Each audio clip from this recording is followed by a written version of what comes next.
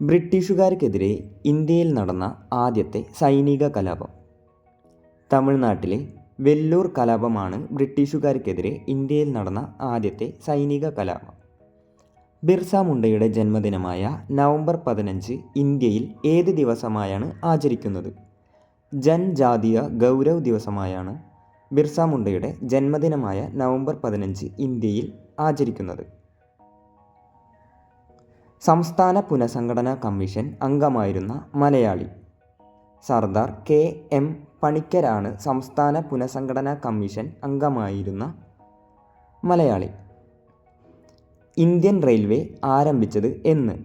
1853 April 16 Indian railway ആരംഭിച്ചത്. അയ്യങ്കാളി ജനിച്ച വർഷം? 1863 ഓഗസ്റ്റ് 28 അയ്യങ്കാളി ജനിച്ചത്.